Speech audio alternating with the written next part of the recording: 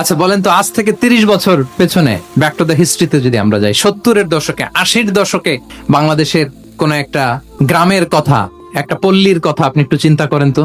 রাত 8টার দিকে, 9টার দিকে আপনি ওই গ্রামের কাউকে খুঁজে পাবেন? 70-এর দশকে, 80-র দশকে একটা গ্রামের, একটা গ্রামীণ একটা পরিবেশের কথা যদি চিন্তা করেন, রাত 8টায় সবার কি অবস্থা বলেন তো? আপনি তো ঘুম খুঁজে পান না, আপনার তো ইনসomnia। আমাদের এখন ট্যাবলেট খাওয়া লাগে না ঘুমের জন্য?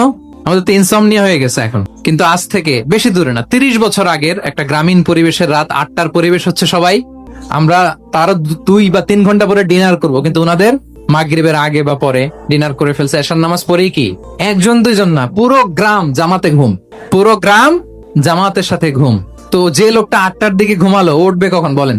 রাত 3টার পর ওর ঘুম আসবে? আর হ্যাঁ, ঘুমেরও তো একটা লজ্জা শরমের ব্যাপার আছে। আর কত থাকবে এখানে?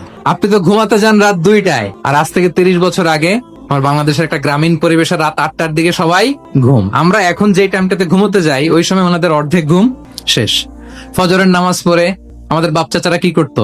হ্যাঁ, একটু ব্যাক টু দ্য হিস্ট্রিতে তাকান না। ফজরের নামাজ পড়ে এক বল পান্তা ভাত খাইতো। আমরা তো এখন এতটুকু খাইলে আমাদের এটা বার্ন করার জন্য দৌড়াইতে হয় 5 কিলো, জিমনেশিয়ামে যাইতে হয়, কত আয়োজন, কত ওয়ার্কআউট করা লাগে। এক বল কাঁচামরিচ দিয়ে, পোড়ামরিচ দিয়ে ভাত খেয়ে চলে যাইতো ফসল খেতে। দুপুরে আবার এক বল, খাইতে বসলেই এক বল। আমরা সারা মাসে খেতে পারি না এক বল। আচ্ছা, কি খেত? খাওয়ার আইটেমটা দেখেন তো। কোনো ফরমালিন আছে? কথা বলেন। কোনো মেডিসিন ছিল না, একেবারে ফ্রেশ, হ্যাঁ, পিওর অর্গানিক। নিজেদের মাঠ থেকে আনা যে ধান, ঢেকি ছাটার ধান দিয়ে ভাত খেত। বাড়ির পুকুরের মাছ, কোনো ফরমালিন নাই। নিজের চাষ করা সবজি খেত, গোয়ালের দুধ খেত। আমরা অনেকে মনে করি যে আমাদের এই যে সায়েন্স এন্ড টেকনোলজিক্যাল অ্যাডভান্সমেন্টের যুগে আমরা বোধহয় খুব সুখে আছি। আমাদের দাদা পরদাদারা বোধহয় এত সুখ করে যায় নাই।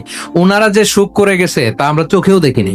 আমার দাদা পরদাদারা যে সুখে লাইফ লিড করেছে তার অর্ধেকও আমরা করতে পারি।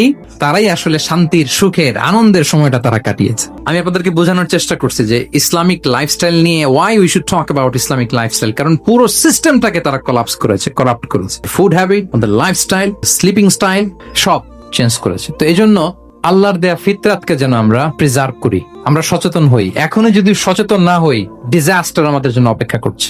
Just wait and see. তাহলে ইসলামিক লাইফস্টাইল হচ্ছে একটা ফিতরা বেসড লাইফস্টাইল। এই ফিতরাকে আমাদেরকে প্রিজার্ভ করতে হবে। তাহলে 3টা পয়েন্ট বলে ফেলছি অলরেডি, যদি আপনাদের মনে থাকে। প্রথমে কি বলেছিলাম? হালাল দিয়ে জীবন সাজাবো। 2 নম্বরে প্রোডাক্টিভিটির জন্য কি করব?